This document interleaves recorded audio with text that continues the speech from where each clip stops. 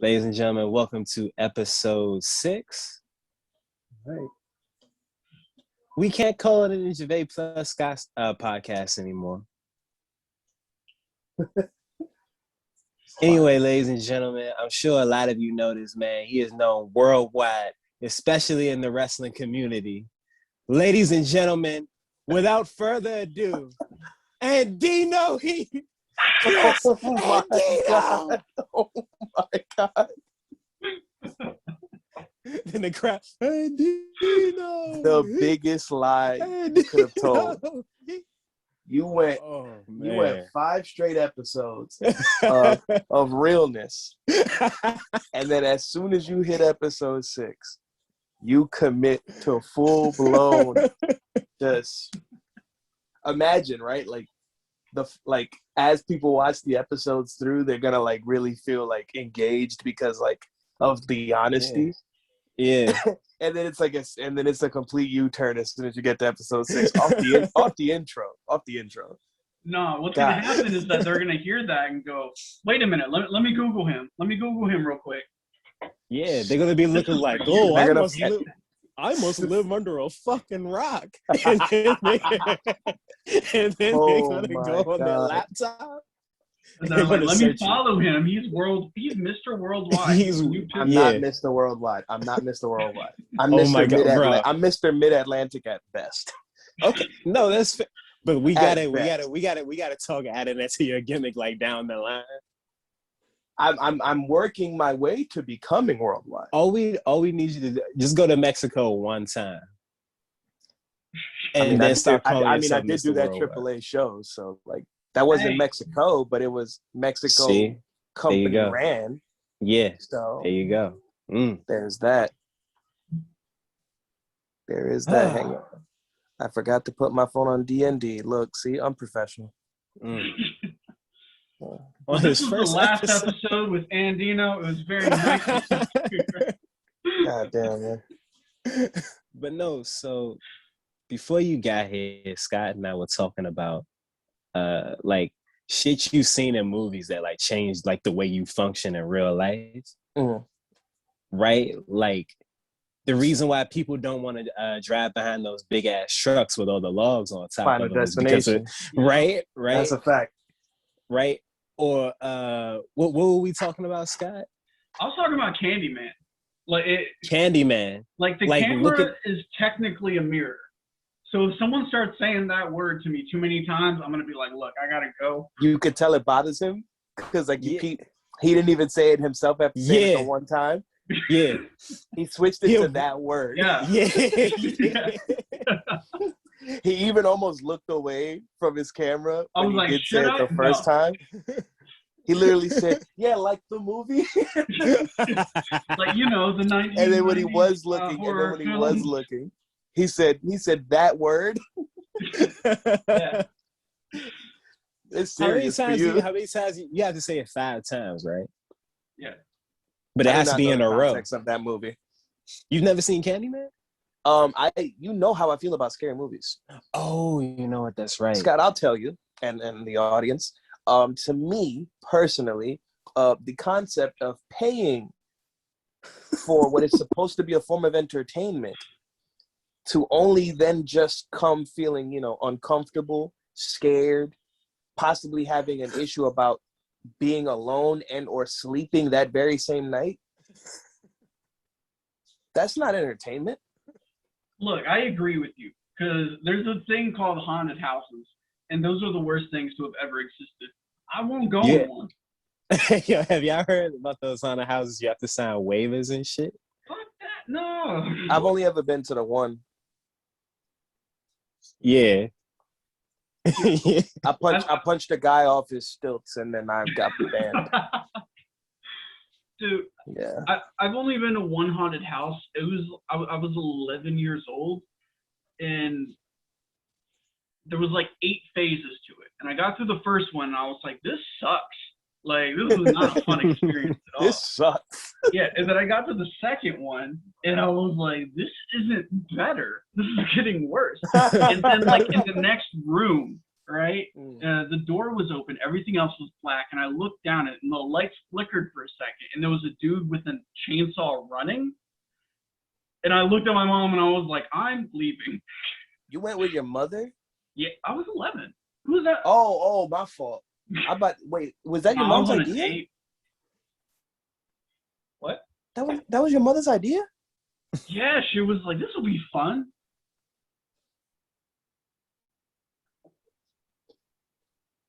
Why? That shit is crazy. Why would somebody's mother do that? Because apparently there's some people who get scared and go, that was great. I wouldn't even want to do that to myself as an adult. Like, that's what I'm saying. Like, I don't know why I assumed this story involved you as an adult. Because it's ridiculous that a kid saw that. Yeah. I can't fathom the concept of a parent intentionally taking their child. Like, I don't even want to. I don't know your mother. I'm sure your mom's a great person. I think the thought process is like, ooh, it's Halloween. You're supposed to get scared. Let's go do this. I thought Halloween for children was about getting candy and dressing up.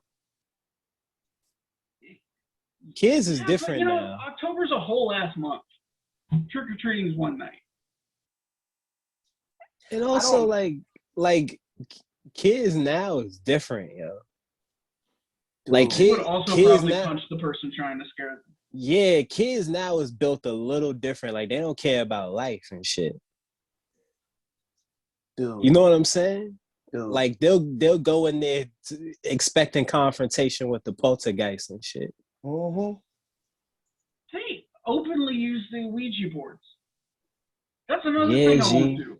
And they making videos about it, G. Like like and not even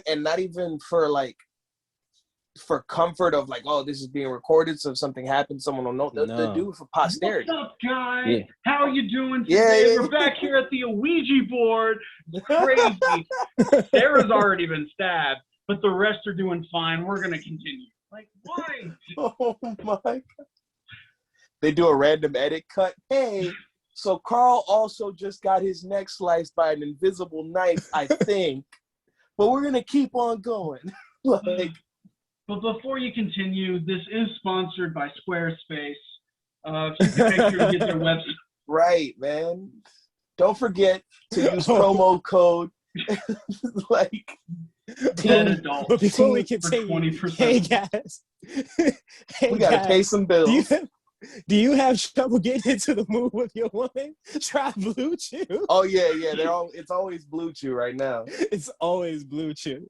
And you're looking at this like, yo, kid, like, what are you doing? Fashion Nova, man. God damn. These kids is different now, yo. It's insane, bro. These kids is different, man. It don't make no real sense. You couldn't pay me to get into half this shit. Oh my God. Nah, I will say there are some things that I've seen, like those like fucking like big ass groups of YouTube do that I'm like, I would do that. Oh, I lost my. Oh, there we go.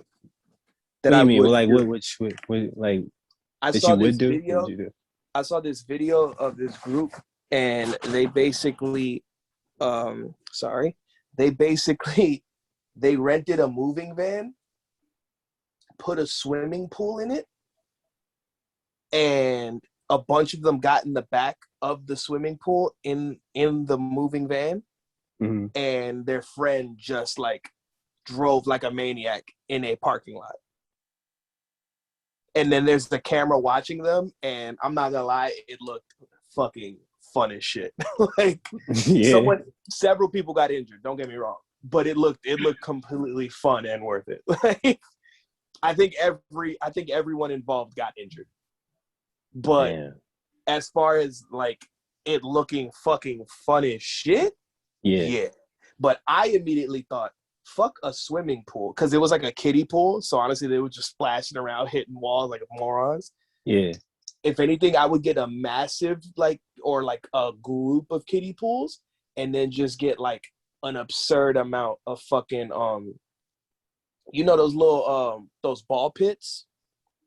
Yeah. Those are just get like a massive amount of those and styrofoam. Same concept. They will be fucking hilarious. I would get them to sign a waiver in case they get injured or died. I would do it. I would literally I would get in the moving van by myself and just let myself get recorded while I just fucking splash around. Like, and it just come out of it like Steve-O, like, and that was moving van mayhem. He's like bleeding down the side. So much fun today, guys. My feet ain't pointing the correct direction anymore. How is he still alive, G? Steve-O was my fucking hero growing up. Look at my heroes. Yeah, I was about to say what? Nah, man, I used to think Steve-O was like the man because he always looked like he was having fun. So like that always like kind of like that would explain why I wrestle the way I do, maybe. There you go. Yeah. No, I always just thought it was cool that Steve-O literally was committed to whatever. And it didn't look like he was doing it for the entertainment of others. It looked like it entertained him at all times. Yeah. It's like everyone else thinks I'm crazy, but this is fun to me. And that's enough. As beat up as I know this man is, he does seem very happy with life. He's happy. You know what I mean? Like, he seems very happy. Yeah. That always spoke to me. I was just like, you know what, compare that to like The Undertaker. Yeah, you know what I'm saying? Like, they both basically did the same thing in hindsight. Not to say, I mean, but wrestling is a stunt sport. Yeah. And what Steve-O did was, you know, an athletic version of stunt sport. Yeah. Only one of these people seemed very happy in retirement. Yeah. Because The Undertaker never looked happy. Steve-O went on the WWE. Oh, that story about I think he pissed off. I think it was Umaga. Yeah. Yeah. I saw an episode or like a clip of it on Facebook. I would assume it's Steve-O's podcast. I don't know the name of it, but I did see that video. I didn't mind you. I'm watching it thinking nothing of it. I'm just thinking this is a part of the bit. Umaga's just beating him up to beat him up. I didn't realize that like apparently he pissed him off. Like that's interesting. Yeah.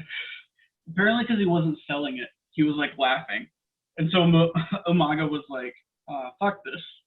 Right. I'm gonna start fucking you up then. I'm gonna hurt him for real. Every time I think of Umaga, I always want to say his name incorrectly because some of the best people would say his name incorrectly. Like William Regal would always call him Umanga. Oh yeah. Yeah. And his original manager Armando Alejandro Estrada always would say his name Umaga. Haha. And it was always the haha was always attached. Like, yeah, I know it's Umaga, but everyone who was like a relevant piece of his story seemed to always say it wrong.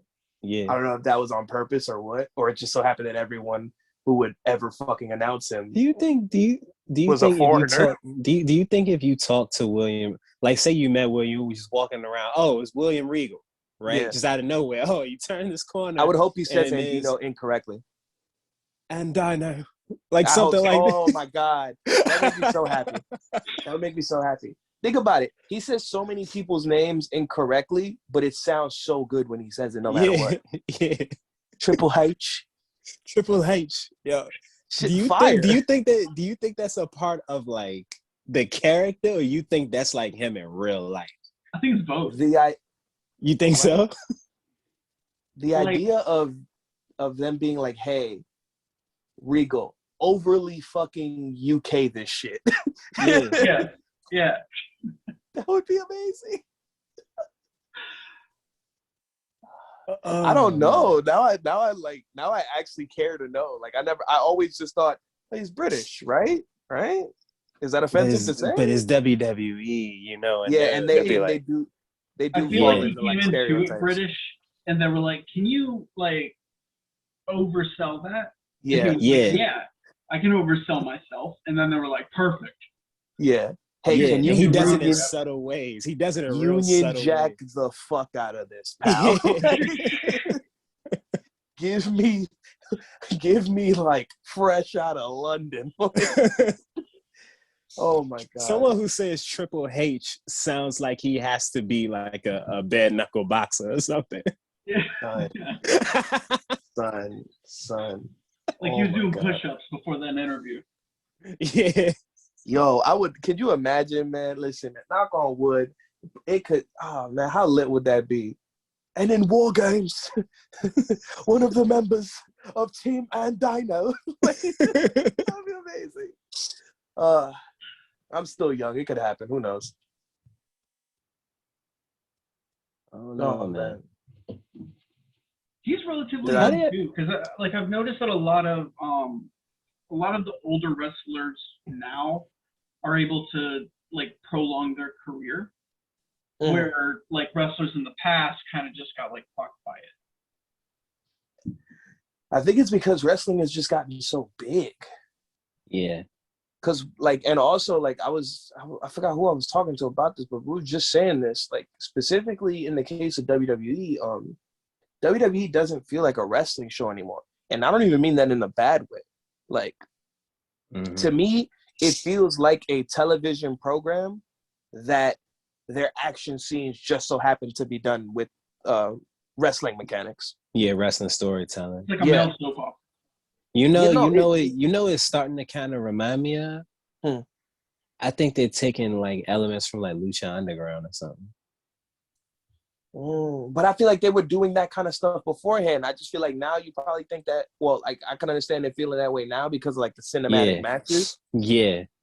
And like Lucha Underground, like to their credit, they did do the cinematic shit popularly first. Yeah. I mean, but if you really think about it, Matt Hardy kind of beat all them niggas to it. Yeah, he did. If you really think about it. He's the one who took, Matt Hardy is the one who took it to that level. You remember the whole, what was it, the final deletion? Yeah. Have you seen that, Scott? No. What's that? Oh, man. Hold on. There are so many of them.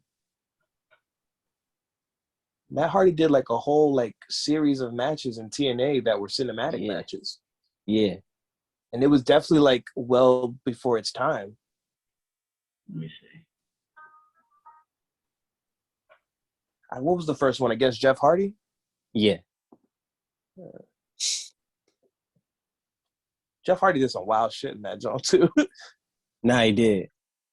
He jumped off like a really like ridiculously like set tree. Like, oh, there we go. He ain't lose in none of them jumps. So, which of the Hardy Boys do you like the best? Matt. Matt is the superior Hardy Boy. Yeah. But I will say, I saw it on Twitter, and that was when I was thinking about like, yeah, man, like some of us all live the same lives without ever knowing each other. I forgot who tweeted it. I know he's somebody that's been on AEW Dark. I forget. I feel bad about not like giving him his props. But somebody posted something about Jeff Hardy and he quote tweeted it and it like popped on everyone's like timeline. He said, black kids everywhere at some point or another all like Jeff Hardy, and collectively we don't actually have a true answer as to why. Yeah. Like we just all know that we like them. Yeah. And then I sat back and I thought, did I have a true reason why? Yeah, like it was okay. So first of all, the Swanton Bomb is back then, right? Yeah. The Swanton Bomb was very visually like appealing finisher. 100%. Right. Like you had other dudes flying, like you had Eddie doing the frog splash, all of that. Best. Chris Benoit doing the flying headbutt. Right. But this felt like a move. Like, if you think about it, there's no way that would actually like finish somebody. Like just landing on something like that. But the way he performed, exactly. Like, it was yeah. Like, well, I mean, a lot of people hadn't seen shit like that before, for real. You know what I think it was? I think what was that? I'm sure you've seen this. Like in the hood, there was always at least 5 to 6 people in your neighborhood that could, for whatever reason, do a cartwheel handspring backflip, like specifically that setup. Yeah. Yeah, I know. Yeah. You know what I'm saying? I know Like exactly what you're talking about. Yeah. Like there was always like at least 4 to 6 people in your neighborhood that for whatever reason had it in them to just and backflip. Like, but only in that setup. It wasn't I can backflip or I have a good cartwheel. It was I can do niggas cartwheel who look like, and take that momentum and generate a backflip. Do niggas who look like members of B2K just naturally have that ability? If they look like they could dance as a backup on You Got Served, they probably were one of like, those 4 to 6 guys. Like, were they just born with that shit? Yeah. If they look like they do spins on their knees in the rain for Little Saint, they probably take me away my anxiety. Oh my God. Nah, but I think what it was is everybody in the hood wanted to do athletic shit with no athletic training. So Jeff Hardy recklessly front flipping on people. Yeah. I think that shit spoke to us. Yeah. Where it's like, yo, if somehow I could get off doing a whole ass like nosedive on someone while I'm beating them up. You feel me? Like, son. And look, I still feel like because of what Jeff Hardy brought, like most people are always going to be more are always going to find him like to be the better brother. More like everybody I know that's like more refined in like wrestling or like art or shit like that. They fuck with Matt more. They fuck with Matt more. That's a fact. But niggas really love Jeff Hardy. Yeah, they do. They do. I would say it's actually not that different from Steve-O. Like, he throws his body on the line. He willingly does it. Like, anytime he would do the Swanton, it would always be from a different place. Mm-hmm. Like on the top of a ladder, the top of the Titantron, the top rope. Like, he was always willing to put himself in danger for the show. Yeah. Yeah. And I think people respected that. That's true. You know what else it is, too? Niggas love white boys that don't give a fuck. Yeah. Yeah. You definitely heard, Scott, you have definitely heard a black guy say, yo, he just don't give a fuck. Yeah. You know what I'm saying? But they say it with this sense of like, yo. Yeah. Yeah. Yeah. Like a little surprised, but also proud. Yeah, like, it's like the equivalent of being told, my man. Like, yeah. Son. Yeah, black people hold not giving a fucking like high priority. No, but like a white person not giving a fuck. Yeah, yeah. No, I'm like saying like the trait in general. Yeah. Right. But then like when it's a white motherfucker that just don't give a fuck unless you're a police officer. But like, you know, like a regular white nigga, like they love, oh my God, they adore that shit. That's why I think that's what it was. I think they saw Jeff Hardy, literally, it could be any match. It doesn't matter if there's anything on the line. And there he is shortening his fucking lifespan. Yeah. In under 15 minutes. for niggas to clap for him. It's like, yo, that nigga Jeff just don't care, yo. Like, yeah. That's that dude, yo. But Matt is definitely the superior Hardy boy. To me. Yeah, as a performer, I like Matt more. Yeah. But I'd be lying if I said as a kid. As a kid, Jeff was the man. Yeah, as a kid, when me and my cousins would play wrestling and we would say who we are, it would be like a legitimate fight about who's gonna be Jeff. Mm. Yeah. Like, I'm gonna be Jeff. No, you could be Matt. And like being told you be Matt is like an insult. That's a big insult. Yeah. Like, no, you just be Matt. Excuse me, bitch. do you know the insult among tag teams, right? Like you know it because we were a tag team. Oh yeah. You know the insults that get thrown, like, oh, that's the Shawn Michaels, that's the Marty Jannetty, right? Mm.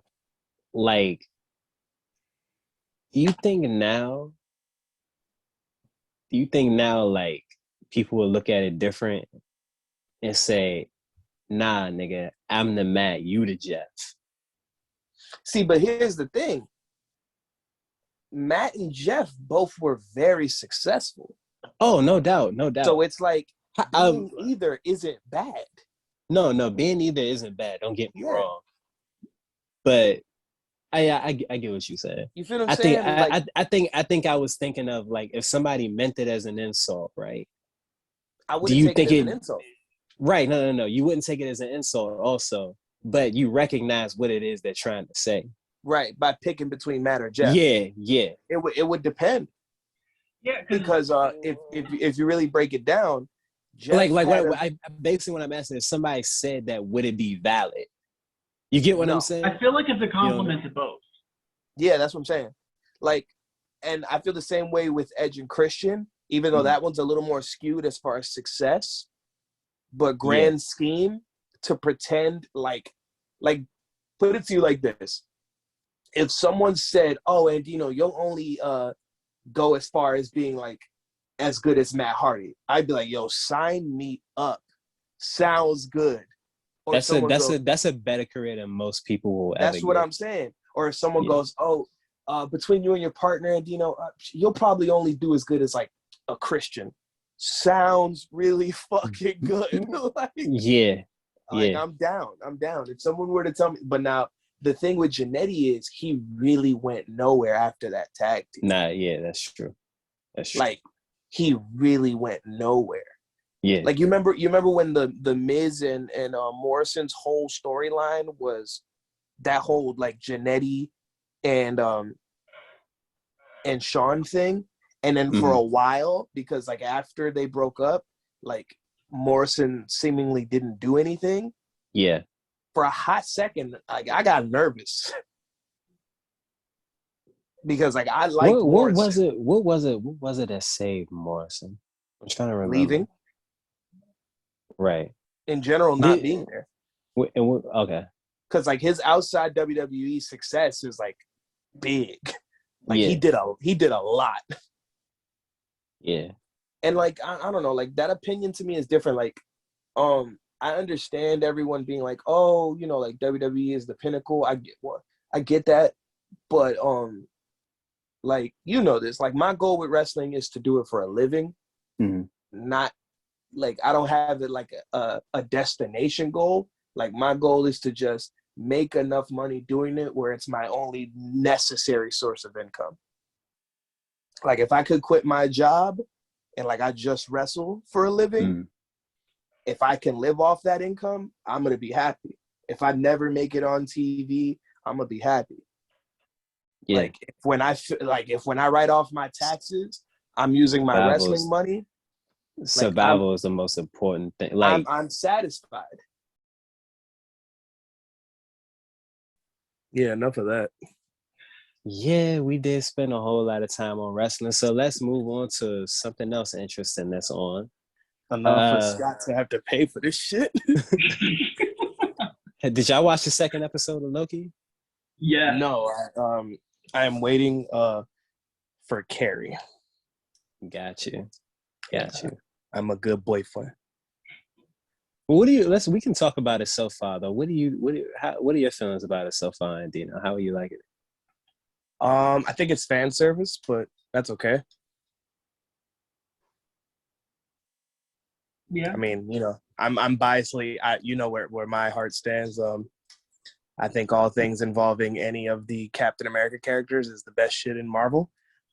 So everything that isn't Falcon Winter Soldier is you know, just a bunch of number 2 ass niggas. You know, I have yet to watch a single episode of WandaVision. I don't care. WandaVision was so good. That's cool.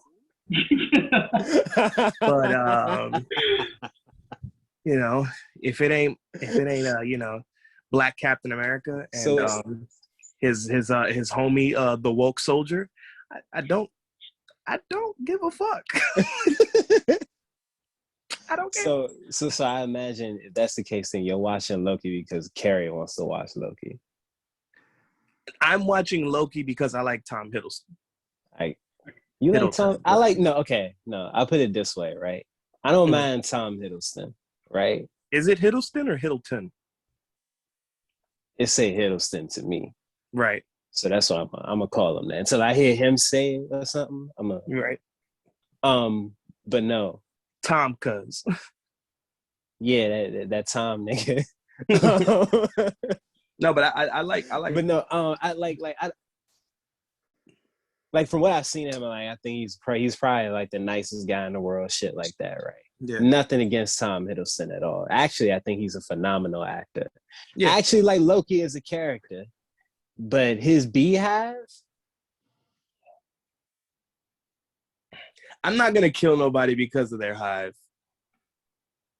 No, I'm not like killing him. No, I'm not killing him. I'm just saying, like, my interest in what, like, before I watched the show, my interest in what that character was doing was kind of low. Non-existent. Yeah, because of his beehive. Do I acknowledge that he's actually like a phenomenal actor? Yeah. And you know, he's probably a great person. I have no problem with his work. Right. The beehive just does something to you. I feel you. I mean, but you know me, I'm New York biased in everything, including fictional characters. So clearly. So yeah. Weirdly enough, I was more hyped for Owen Wilson in the show because Owen Wilson is good. He's a good comedic actor, but he's surprisingly a really good dramatic actor. Like, he's in that first Behind Enemy Lines movie. He's phenomenal in that. Behind Enemy Lines was good. Yeah. So it had I was Otis excited for him, and then he's like over delivered. I thought it was fucking hilarious how like relaxed he was, like in the first episode. Like they waited to the very fucking end to be like, oh yeah, we're chasing you. Like, you're the person that's doing all this shit. But like him sitting there with, you know, another version of this person who's like basically offing all of these, I would assume, very powerful fucking people. He's just sitting there with him, fucking just the strongest thing in his arsenal is a pen. He's just sitting like, oh, wow. Yeah. So why do you do the things that you do? That Owen Wilson wow was sick just now. But didn't he wowed him though? He's like, and why do you think you do the things that you do? Wow. Wow. Listen, there are 3 white people that I channel whenever I do like over the phone interviews. Owen Wilson is one of them. Yeah. I grab Owen Wilson. I grab I forget what his name is, but it's that guy who he's always like very sarcastic. Bateman, what's his first name? He's the main character in Ozark. Jason Bateman. Jason Bateman. I grabbed Jason Bateman, Owen Wilson, and why am I forgetting his name? Oh my God. He did the movie with Jason Bateman. Jason Bateman pulls off that same wow just like Owen Wilson. Have you ever noticed that they both do the wow the same? It's basically like 3 sarcastic white guys that everyone finds lovable. So like I whenever I'm doing like a phone interview, like those are the white people I grab, because like obviously like first name Christopher, so like on my job, like people never are ready to see me. They're like, yeah, they'll call me like, hello, can we speak to Christopher? I'm like, well, who's asking? Like, oh, we're calling back on your application. Oh, wow. Well, thank you for calling me back. I'm very excited. Well, is there anything I can help you with immediately? Like, I just who's the other guy though? It's the dude who did the Starsky and Hutch movie with Owen Wilson. Ben Stiller, yeah. So I grabbed Ben Stiller, Owen Wilson, and Jason Bateman, and like I just like try to become that's your white guy voice. That is my white guy voice. That is my. I go to them.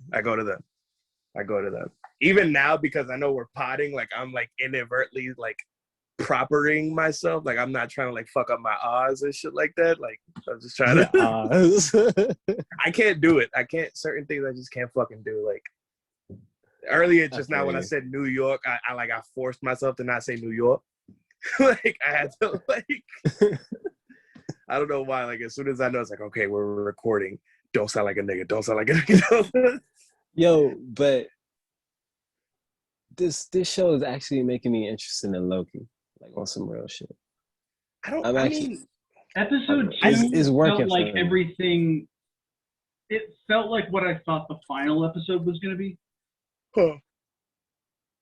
I gotta watch it. Yeah. Okay. Yeah, it's actually making me give a shit about Loki.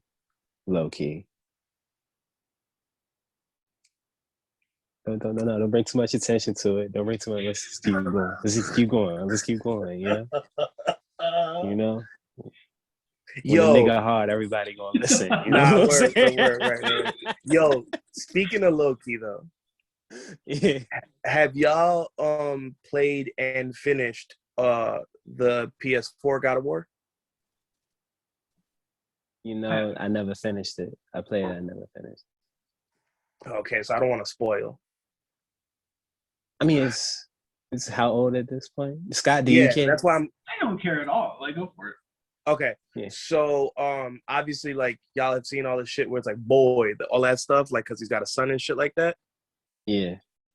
Wait a second. So his son, you find out later that his son is actually Loki. But here's my beef.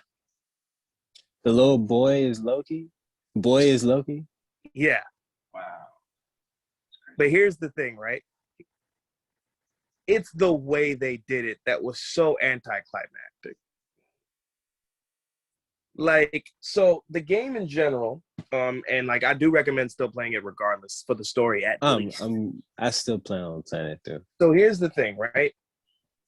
The way they do certain things in it pissed me off at how minuscule they like kind of like some very fucking important shit. They just was like, whatever. Like when he goes back to get the Blades of Chaos, I feel like they didn't put enough attention on the fact that he went back to get the Blades of Chaos. Like, number one. But that's another thing. But the way they find out that he's Loki, they said it's so fucking regular. So you go this entire fucking game never being introduced to Kratos' new wife, who is now dead off the intro. We're going to spread your mother's ashes, boy. Would have been nice to fucking like see her. Bro, I'm not even gonna lie to you. I pictured that sentence going somewhere else entirely. No, but like, spread your mother's and then. No, but that's the premise of the. No, but here's the thing. In its hindsight, like in hindsight, like that is the story of this game. The fact that Kratos' wife is now dead and he's a single father, and they're on a mission to go to the highest peak, what they think is the highest mountain, and spread her ashes. That is the point of that is the game. That is like what like the whole point is. Obviously a bunch of audible middle shit happens that creates this. Clearly. yeah. But as far as like in its if you write down what is the plot, Kratos gets interrupted a fuck ton because he's just trying to fulfill his wife's last goddamn wishes by a bunch of rude ass niggas. Like that's essentially I feel like those are the best plots, honestly. Like the simple ones where everything gets fucked up along the way. Yeah. Yeah. It's like, so Kratos is just trying to spread his dead wife's ashes. Now he has to walk around with a talking head. Like, and for whatever reason, he's now engaged in a random side mission to decapitate and free 9 Valkyries. And to fucking free enslaved dragons and reawaken the Midgard serpent. And those are the best stories. Right. And my favorite shit is the shit that goes on forever. Like he never actually like. Yeah. It's fucking ridiculous. Oh, and while you're at it, so it turns out that the mountain that you think is the mountain she wanted her ashes spread, turns out not true. Not the place at all. She wants you to go to a completely different fucking realm that, by the way, no actual fucking access to the bitch. So go ahead. You got to find this basically holographic fucking door. You basically got to go under the world to then come back above the world. This whole fucking thing. Oh yeah, and you're gonna get the assistance of a chick whose son you are trying to murder, but you didn't know that was her son. Did you just finish God of War or something? Or? No. I was just on my mind. Oh, okay. But because y'all said Loki, it's been like in his head. I got you. He's like, because y'all said Loki, I just remember, and the game is over. You get to Jotunheim after all these ridiculous fucking obstacles that actually make no real fucking sense. But then again, it's God of War, and the way Kratos has gotten away with shit has never actually made sense. It's been 4 straight games of shit not making sense. But that's the game, so I ain't even mad. At least it's consistent. And also, for whatever reason, apparently Kratos lived in Midgard long enough to have a wife and conceive what is almost a teenage boy, and he never learned how to read this realm's fucking language.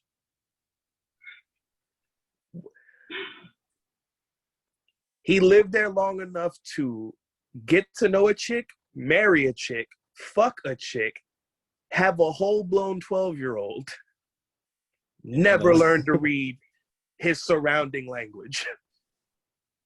Duolingo would have made that game a lot shorter. But you know what I mean? Like, why the fuck can't Kratos read? So wait, Kratos is from Greece, right? Yeah. He's from Greece. Mm-hmm. Can he read in Greece? Yeah, he didn't have reading problems in any other game. Okay. When he was in Sparta and shit, he didn't have issues reading.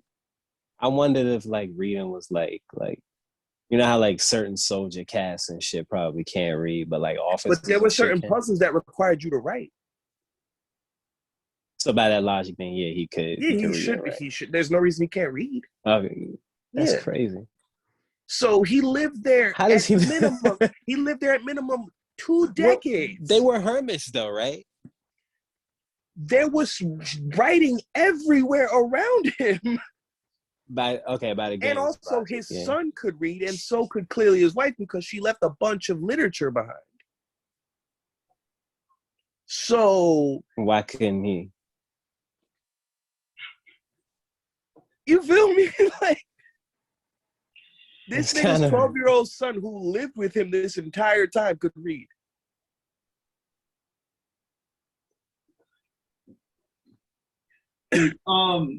Speaking of things that are like simple, but then it goes like completely random ass obstacles. Have you ever seen the show Nathan For You? Say it again. Nathan For You. No, but it sounds familiar. Okay. So the premise is like, he's a comedian who doesn't break character from being the most socially unaware, awkward person ever. But his show is he goes to real businesses with ideas on how to improve their business, and he films it. And they have no idea, essentially, that it's for Comedy Central. Like, he went to the frozen yogurt shop, and he was like, you need a poo-flavored frozen yogurt. And they were like, why would we do that? And they were like, because people would come. People would check it out. And then they did. And then at the end of it, he was like, why are you selling poo-flavored? That's not a good business idea. Anyway, I'm happy to help. Oh, my God. But there was one where his idea to help a gas station was to lower gas to like 8 cents a gallon. All right. With a rebate. So they would go in and fill up, and then they would come in and be like, all right. And they'd be like, the total's $44.86. And they were like, it says 8. And they were like, with the rebate. And they were like, how do we get the rebate? And then he's there, and he's like, well, you have to hike through a mountain. It's at the top of the mountain. And most people were like, fuck it, I'll just pay the... But there were like 8 people who were like, let's go to the mountain then. I want the rebate. And so what happened is he ended up taking them out to a mountain for a 2-day hike. Like, they ended up camping together. And he would be like, okay, to get to the next clue to the rebate, you must answer this riddle. And it would be like, here's the answer. And then he would walk a while up and then be like, here's the next riddle. And at the very end of it, like the next day, he's like, okay, look, there is no rebate. I can keep doing this if you want, but do you just want to leave? And like, we're all friends now. And they were like, cool, let's leave. Let's leave. And as they walk away, the rebate box is like right behind them. Nah, that's funny as shit. Oh my God. I would beat the shit out of him. That's why I can't see. Look. I want to go back to New York so bad. He's not allowed to go back to New York. This nigga goes to New York. He goes to New York. The greatest place on earth, Scott. FaceTimes me.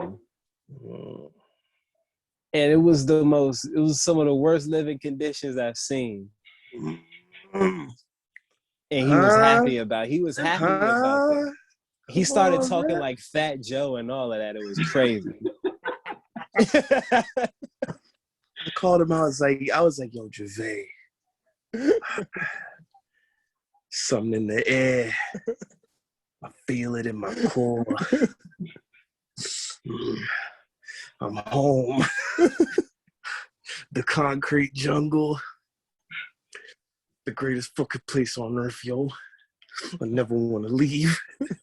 You would have thought I was doing like 5 lines of coke. Like just I FaceTimed. He's in his like 5-foot apartment. He's like, it was small as fuck. It was small as fuck. I said, yo, look at shit, yeah. I was like, yo, look at where I slept last night. He was happy that there was bars on the windows and that his mattress was like, hard. I said, let me show you the playground outside. Look at this shit. Oh, it my was fault. Let me move the camera the right way. There's bars on the fucking windows. I'm saying, it's dangerous out here, huh? I showed him the playground, and the playground, it looks like a walking staph infection problem.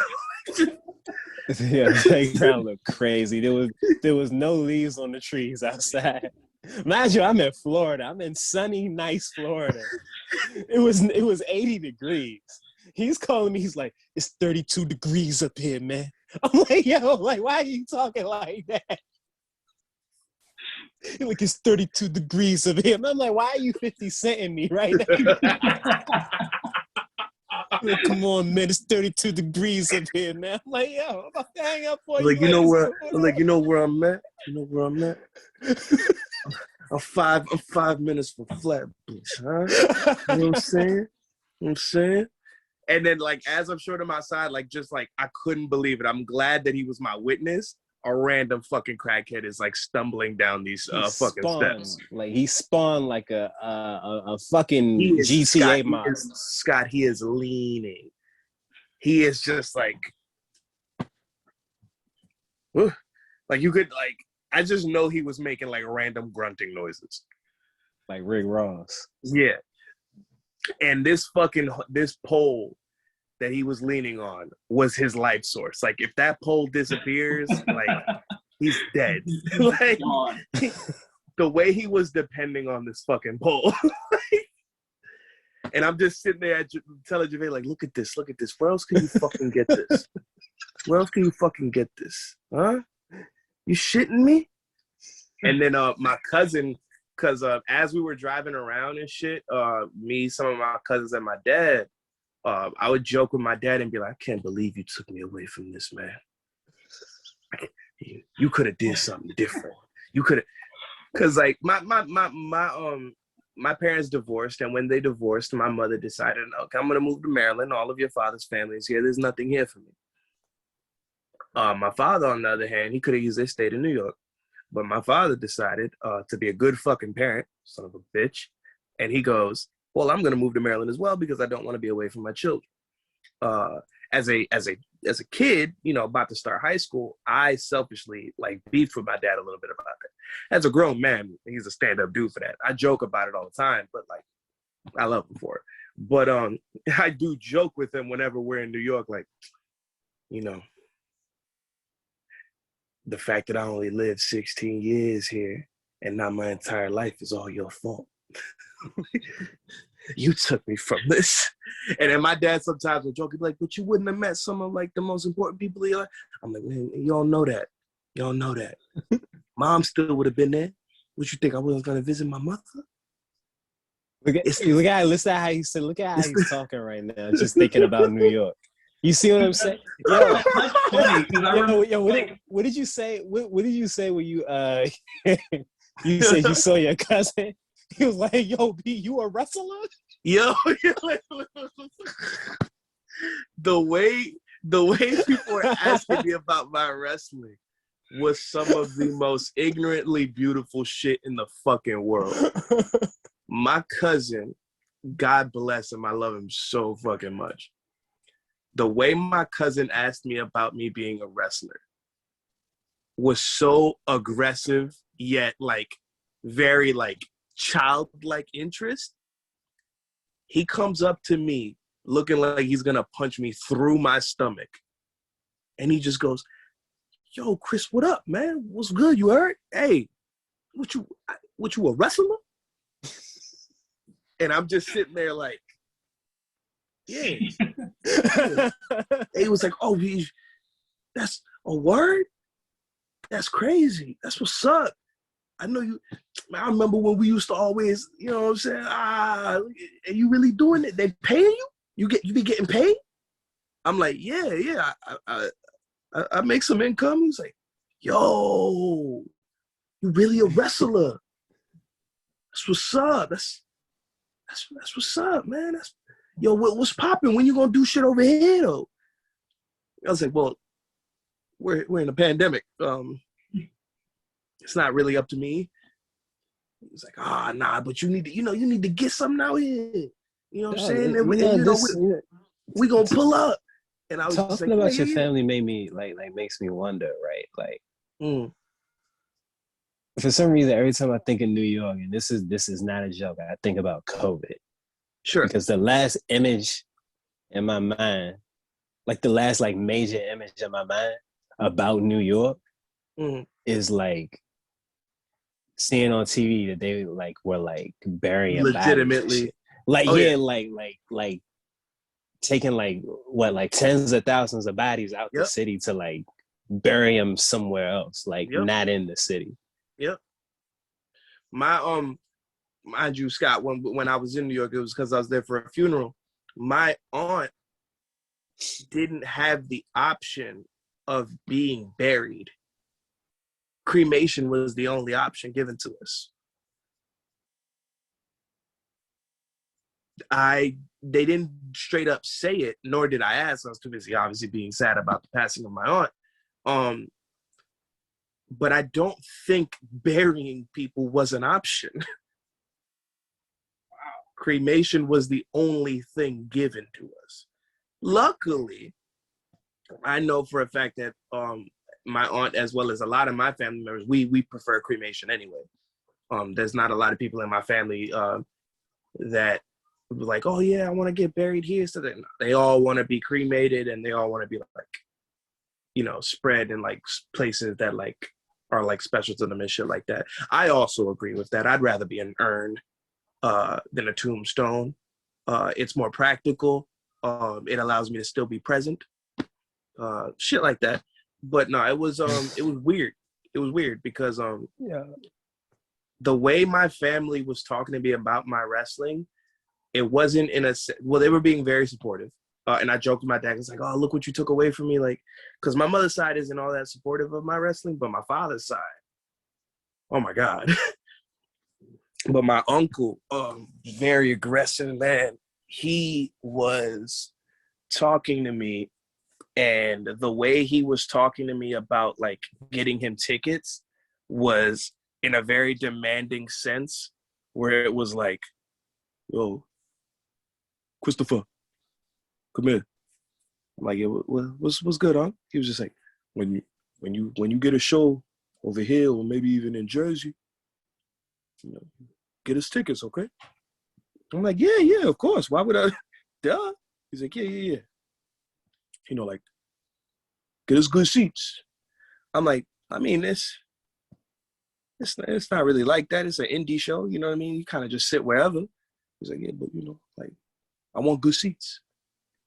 I'm like, all right, Unc, I'm just a wrestler, not a promoter or a booker. I'm getting like tickets in general already is kind of one of those things where it's like, I'll probably only get a certain amount. He's like, no, you need to get some for everybody.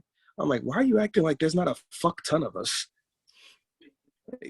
Like, mind you, my father's side is Puerto Rican, like pure Puerto Rican. It's a lot of fucking people.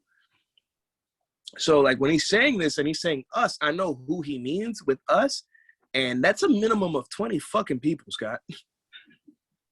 And like the average indie show rarely sits past like 3, depends on the area. But most of the time, man, like we looking at what? 200, 300, 400. It's never in the thousands. No.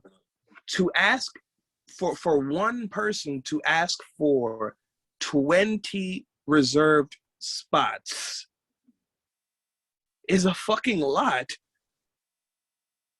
Like, I feel like there's come to the point where they, like, it would be better for them to support you by getting the ticket. And no, then that's what is interesting, right? I thought that they were saying, yeah, get us the tickets, like have them already there so that like we're guaranteed to get in and like we'll pay for them, right? That's where I thought they were going with it. I want them shits. They wanted them shits for the nada. They wanted them Jones for the free. And I was like, yo, you do realize that's $200 fucking dollars, right? Like at minimum. An average show is between $10 to $20. So let's say it's only $10. 10, 20 times over that's 200. I'm like, that's a lot. That's a fucking lot. And I'm like, and depending on the size of the show, I'm not making that. And it would probably have to come from you if you were going to get that many tickets. Yeah. Yeah. Now, that's your pay and what, like that's my pay. That's my pay in like 5 shirts. Yeah. That's my pay 5 shirts and probably depending travel fee in some areas. Mm-hmm. Cause it's not like I'm a big draw. I'm a nobody right now. Like when I get to that point where I get to like my starting rate is like in the hundreds, like God bless that. If it wasn't for COVID, your rate would be higher though. I think your rate would be higher. And I also my momentum would probably have helped that. Yeah. Yeah. Like right. I think your rate would be. I think and COVID shit stunted like a lot of. I don't know anybody that's like the same person they were like at the beginning. Yeah. I know 0 people who are like the same person. Yeah. Man. Everybody all like either got better or got way worse. As far as just in general? Like how they navigate life, it seemed like. Oh yeah. Word. You know what I'm saying? It's word. Like it's either you got better or you just got way fucking worse. I remember I was saying this to somebody, like I feel like as far as just like on a grand scale, like I lost so much in these last 2 years, but whether between relationships, people, like legitimately people dying and or just like in general, and just honestly like mental strength. I was like, yo, like I don't have it in me to like lose anymore right now. Mm-hmm. Like, so like I'm putting off all kinds of beef, all kinds. I was like, listen, if it's negative and I can control it, just keep it away. I tell like I like to tell people more often that I love them. Yeah. I'm trying to get into that. I'm trying to give people their flowers while they still here. Yeah. I tell people more often that I love them. Like last year was some real chilling shit, yo. Like I think that everybody got worse, and then it became the question of, are you going to get yourself better?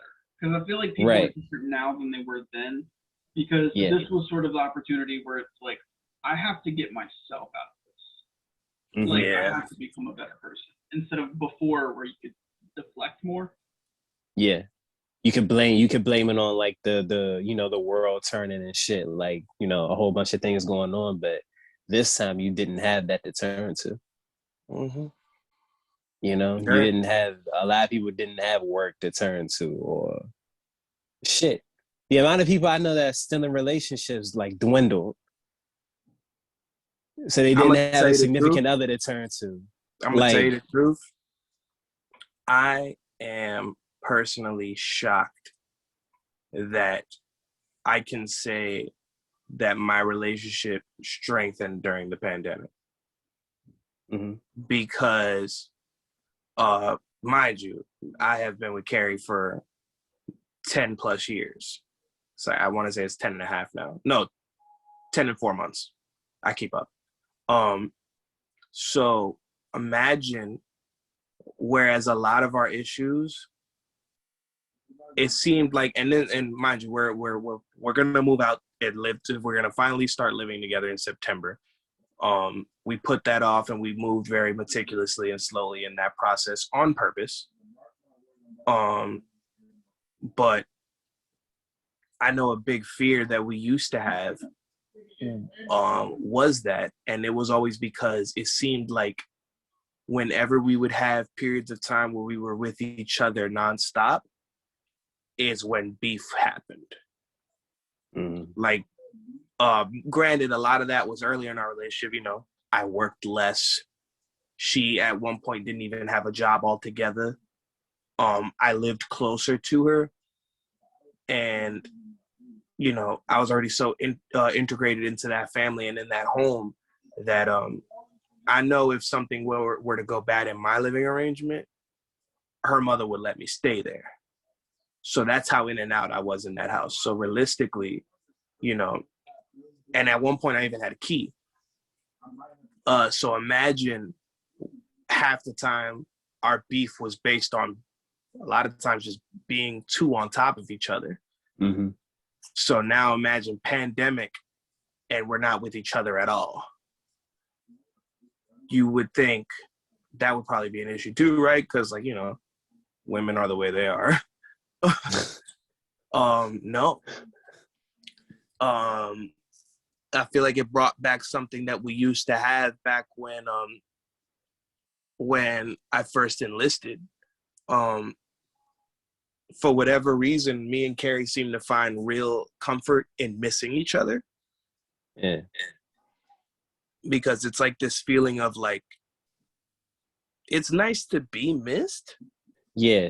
It's nice to know that somebody's thinking about you in that way. Know? Like, yeah. So like, her and I really gained comfort in missing each other to the point where now we have this agreement where it's like, hey, when we do move in, when we do live together, hey, find ways to get away from me. I think that's just healthy. I think that's just that's just a healthy idea in general. You know, like, you don't ever want to be under like anybody for too long. That's crazy. Like, luckily with wrestling, it forces me to leave a lot. Mm-hmm.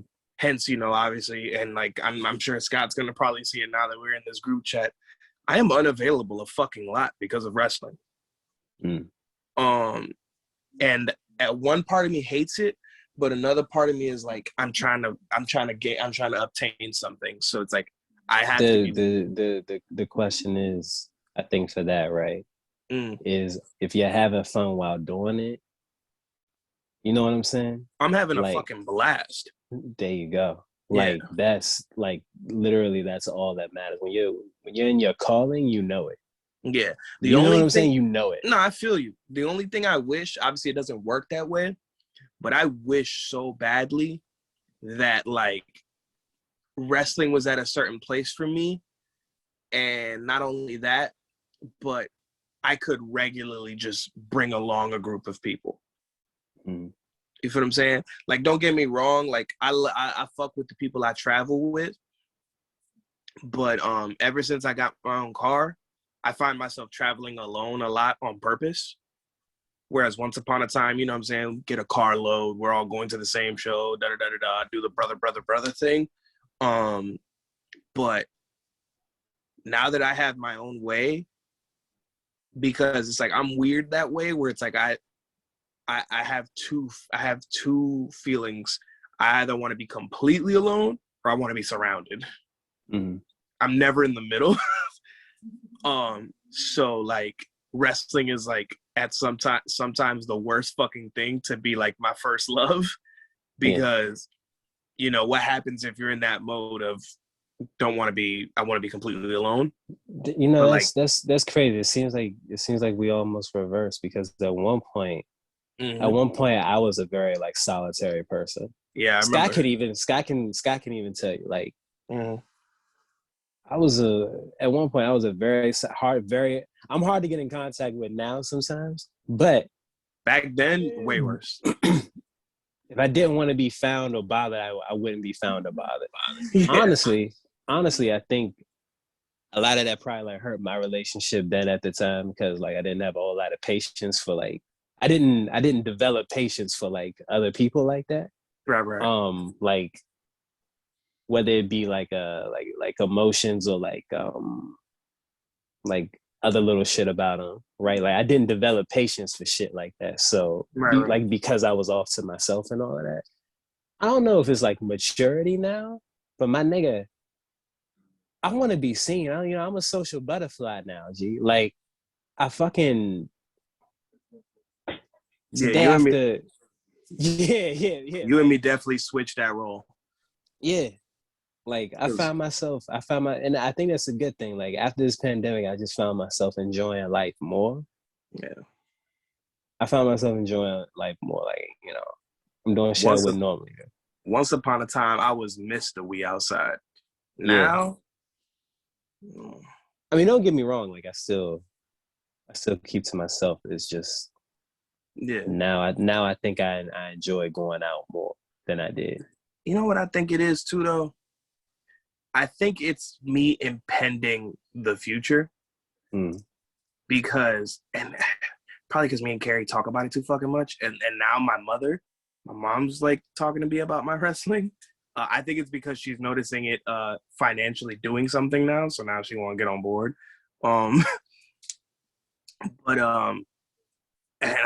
it's going to sound fucking like arrogant, but there's this like, unfortunately, it's a very like celebrity kind of thing to be a professional wrestler, because like it has fans.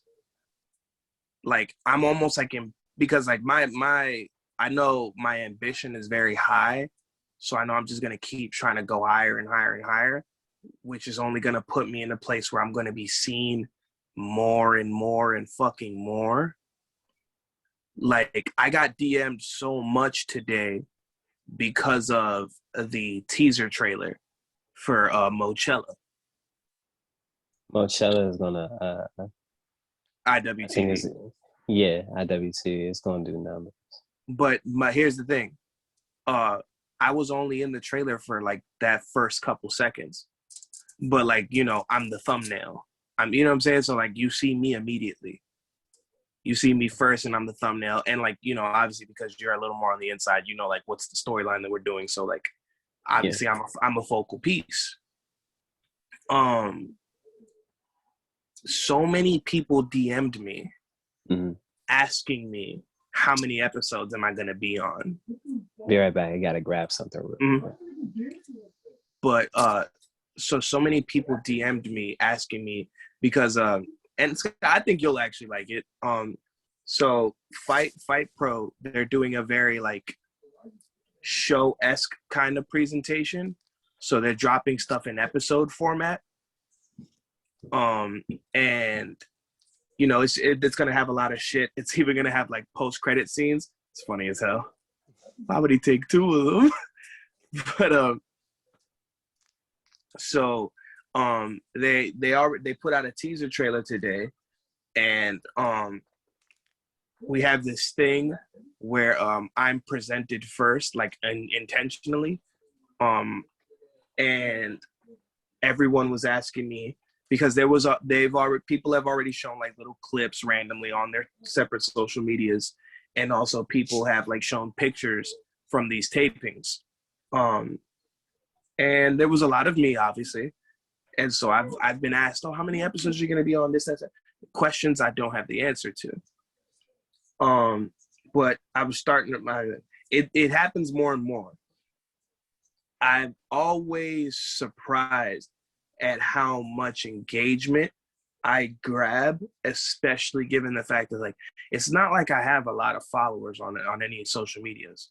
Like, I think I'm at like 800 on Facebook, and then I'm in the 5s on both Twitter and Instagram. Like, that's not a lot at all.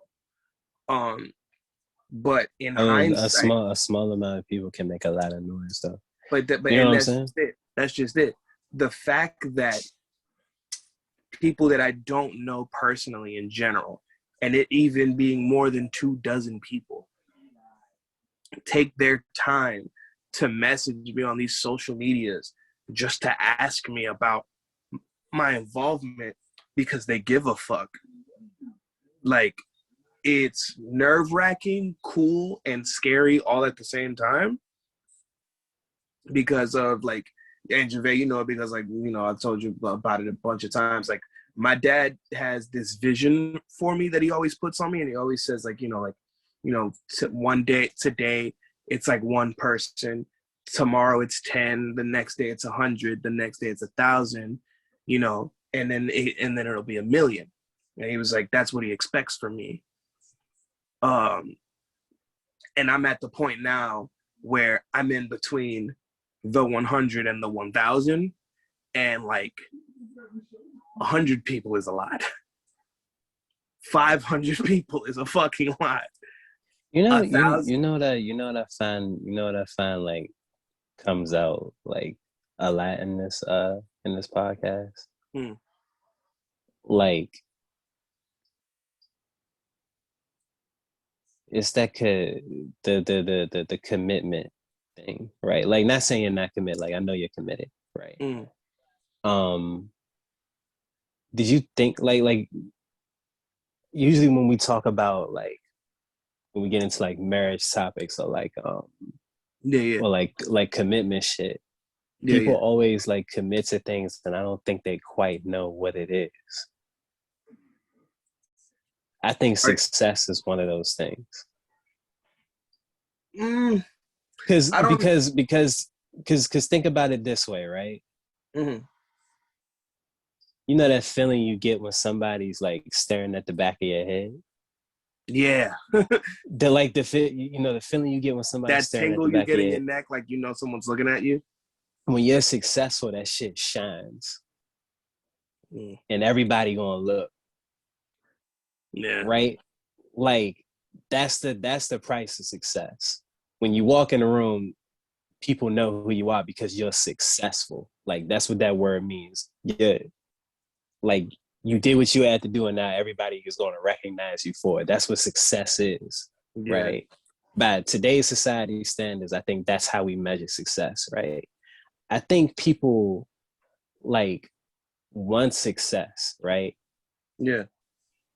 But I don't think they realize everything that comes with it. Not even everything you got to do to get it, right? Because I think it's common knowledge for most people that, like, you have to work to, like, attain success. That's common knowledge for most people who aren't born with, like, a crazy amount of privilege or whatever, right? Yeah, right. But would have been nice. Right. But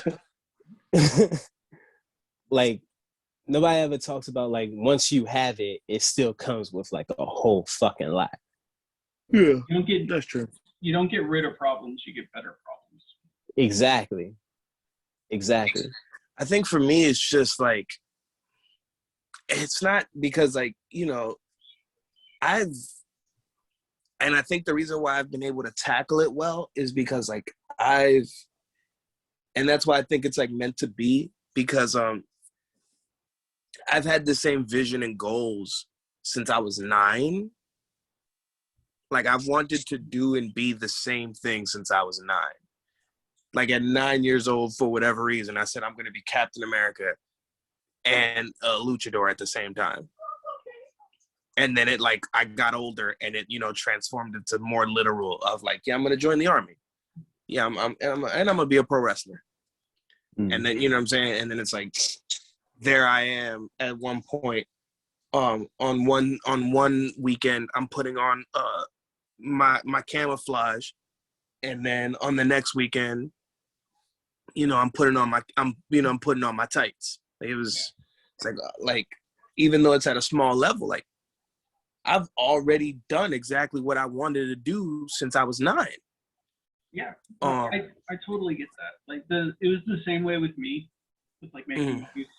I think I was 10, and I remember it was like Batman Forever. Like it wasn't even a good movie, but I saw it and I was like, no, I'm gonna do that. And then as I got older, I was like, yeah, no, I want to do that. Yeah, no.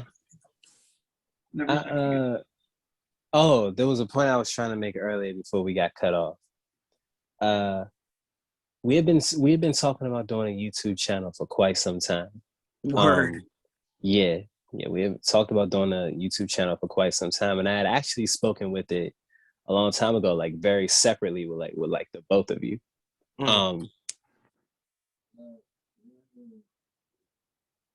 Damn. It's a cliffhanger. Just gonna leave us like that? That was crazy.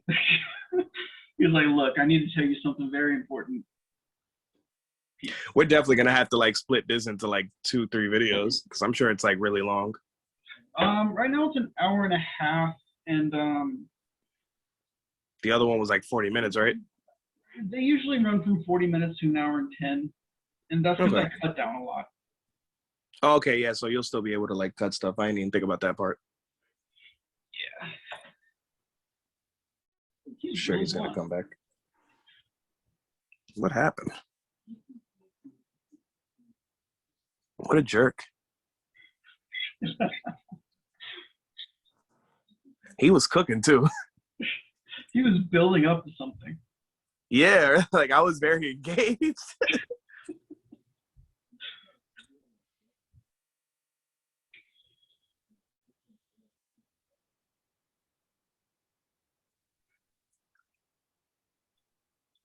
So how long have you been like making money from wrestling? Making money from wrestling? 2 years. 2 years. Just 2 years. Does it feel different now than when you first started? Yeah. What's scary about it now, I would say, is once upon a time, because when I first got started, when I first got started, I was with, Javae and a group of friends, wrestling, in front of basically nobody. And we were losing money doing it, but we were just having fun. Yeah. Like we were just having fun. It didn't feel like a job. We were just having fun. And we did that for 3 fucking years. And then I started training, and I started getting professionally trained, because in those 3 years, technically, that wasn't professional wrestling, but I digress. It's actually a way a lot of some of the greats got started, but never mind that. But so I did that for 3 years, and it was mostly because I didn't have money to get professionally trained. So when I found a place that I could go to for the low, I took it. And then never in my wildest dreams did I think that it would translate so immediately. You can even ask Javae. Where I am currently, because I set realistic timetable goals of where I want to be where I am inside of the 2 years since starting training is what I thought I'd be at 5 years down. Like the fact that I'm where I am in 2 years, where I anticipated 5, that's what's kind of crazy to me. It's not so much what I'm doing, it's where I'm already at. Like IWTV is the biggest streaming platform for independent wrestling.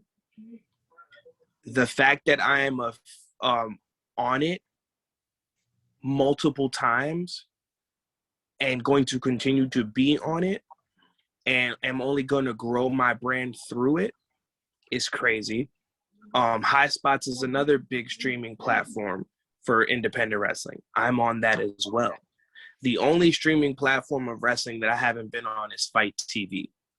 FITE, not Fight as in Fight Pro, the promotion, F1 GHT. When I put out my first piece of merch, like Javae is wearing, I anticipated only my friends getting it. When I started getting emails from areas that I never even physically on my own been to about people getting it, I anticipated making $60. I made over $600 and used that in a piece of a paycheck to put a down payment on a car. A good car at that. like I expected my first car to be a hoopty. I pushed to start my car. I wasn't ready for none of that. Yeah. It happened fast, dude. Yeah, you know what I'm saying? Like, remember, Javae, where I am right now, I told you 5-6 years. Mm-hmm. Inside of 2, not over 2, inside of 2. If you would have told me I'd be here, I would tell you, yeah, and I'd be about 31 years old. 27. And you know what? How deep we get into this, Scott?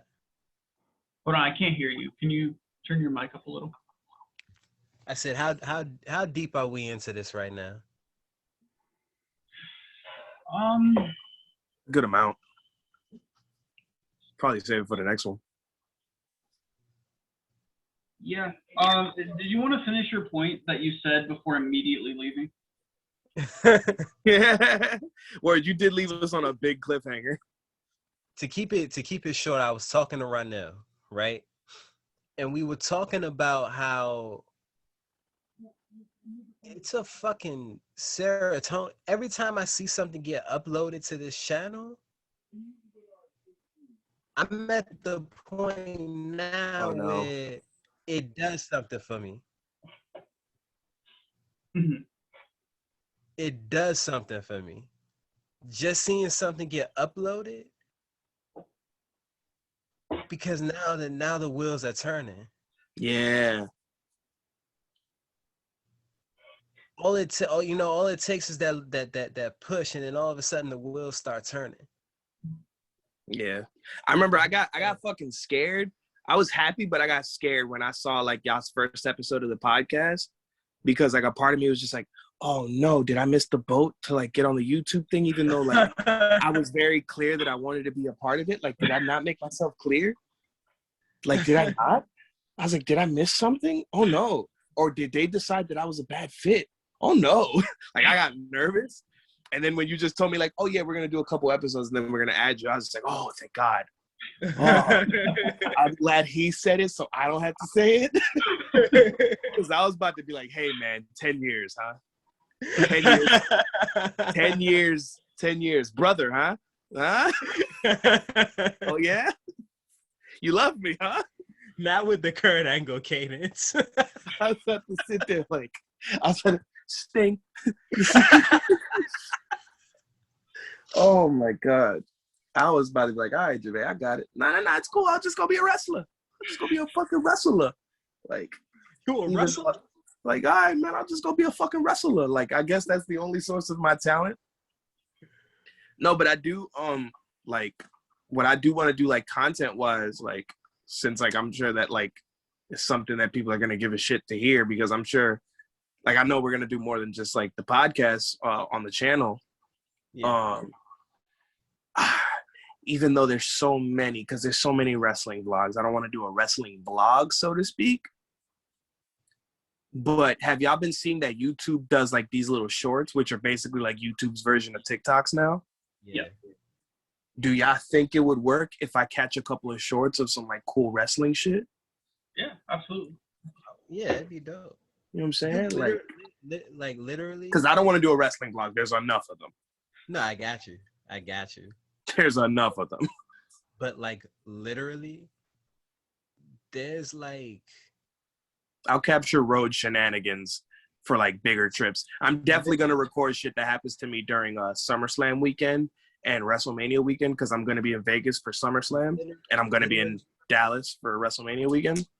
Literally everything that goes up on here, I get happy to see because we're actually doing it. Yeah. Yes. I feel you 100%. I feel you. Yes. Like this isn't like I know it was called Javae plus Scott, but it isn't like a 2-person show. Like I see it as a network, like for a bunch of people to come in, throw their talent in the circle. Yeah. And say, let's make things. Can we do it? Can we call it Javae plus Scott, but then in like parentheses just put like very like small letters and Andino? Just like that. And also, you know. Right. Javae plus Scott and also Andino. Yeah. But like put that like in parentheses. It's like And like off to the side. Yeah. Like fucking do like 5 space bars. Be like Javae plus Scott, edited by Scott, also. Yeah, you gotta press more just to even see my name on the fucking like caption. Oh shit. It's like with fucking Joe Budden for forever. It was the Joe Budden podcast, and then it took like mad episodes for him to put with Rory and Maul. Now you and can't like the font was hella small. Oh man. Now you can't even put that. That's crazy, man.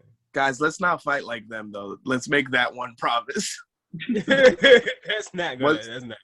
Once we start getting sponsors and actually like start building like any form of like finance and equity through this, we have to stay together and split everything evenly amongst the whole group. Well, y'all should probably get more because y'all will be probably doing the heavy lifting anyway. No, Scott should get more. Whoever's doing the heavy lifting. Scott, you're doing like most of like the video and editing and shit like that? Yeah. Oh, then you should get the most. Oh, yeah. Yeah. No. That's fair. No, Whatever. Like, yeah, I'm editing things and I'll kind of come up with ideas, but like, they're only as good as they are because of the other people that are involved. Nah. You're still doing the hard part. We got to be reasonable. So, like, what is it? Like 6 of us? Yeah. Is it? So what?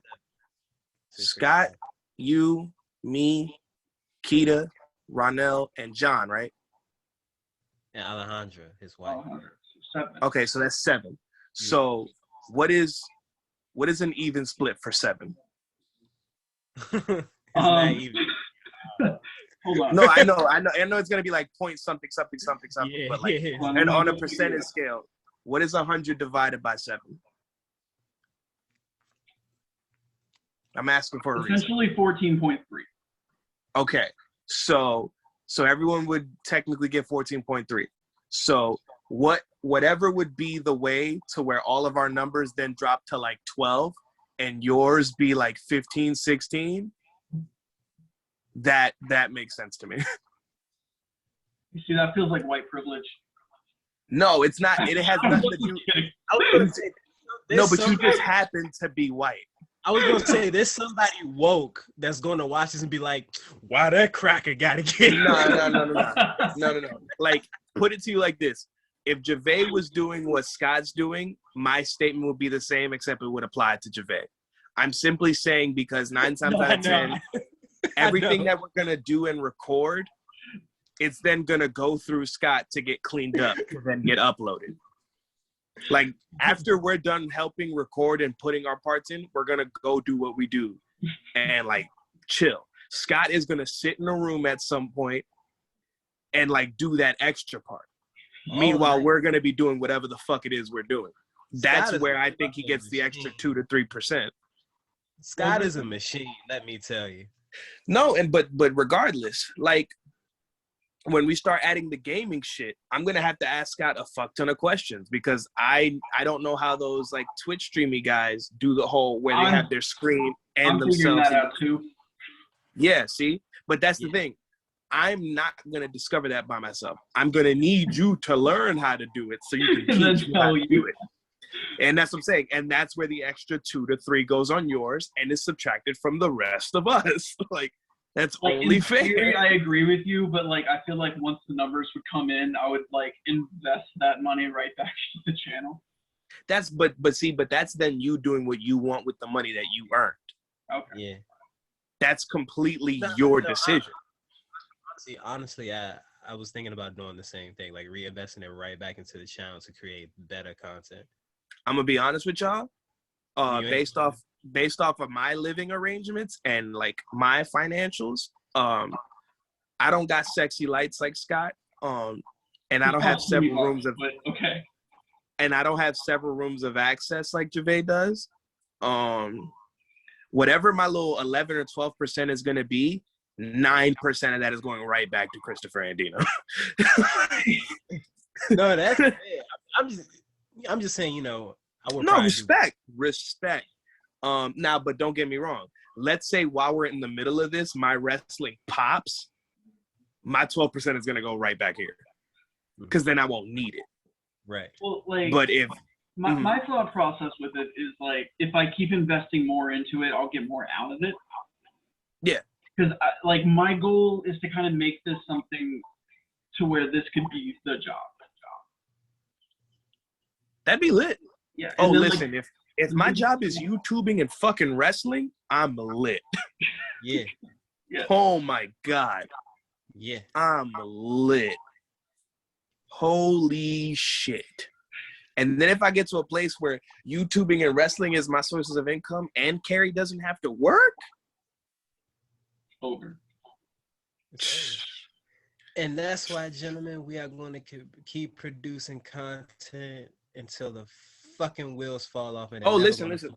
Like I said, I plan on. That's why I'm. Ever since we had that conversation, I have already mentally been setting up my like schedule of availability. So now it's been okay. I work between this hour and this hour. I don't need to be in the gym that long. Like, so what I've been doing now, and I've done it for the past 3-4 days, and I'm trying to like make it a consistent thing now, where it's like Monday through Friday, I work 7 to 3. I have an hour and a half lunch, even though it's only supposed to be an hour. I take the extra half. No one cares. I can easily get to work an hour early and use the gym at my job. Then go to work. Then go to the gym again. Then come home, shower, post a bunch of shit on social media for engagement, and then use the night hours where I'm usually not doing anything, content. Either brainstorm ideas or record shit. Yeah. Like, that's my plan for my portion of what I'm going to do, because I know the majority of the shit I'm probably going to be able to put in would be like the entertaining gaming stuff, I'm not going to lie, and wrestling shit. And it's like I only ever can do that on the weekends anyway. So I've already been mentally getting my body like in a place where it's like, all right, our day starts at 5 fucking a.m. and we clock out of like real world work at 6. But between 6 and 9, we're getting them fucking cameras and we're putting out content, brother. Like, I already have it in my head. So like I'm telling you, I'm low key addicted to this shit. I'm putting myself in a place to become addicted to this shit. I'm definitely like, it's getting there. Well, hey, fourth wall break. If people watching this are also addicted, make sure to hit the like button. All that shit. Fucking like and subscribe. Yeah. Down here. Please. Somebody has to like learn how to do the YouTuber voice. You know what I'm saying? What's up, guys? My name is, and you're watching. Make sure you like and subscribe and hit that share button, and don't forget to ring the bell. Like this. You know what I'm saying? Like that whole shit. Like, gotta do that. This shit should be popping up on this. Yeah. We gotta put like an after joint. Like, thanks for watching. You can watch previous videos right over here. You can subscribe right down here. Don't forget to hit that bell for notifications. hit the smash that like button. Like, okay. They always do the fist and shit. They be beating the shit out this. Smash that like button.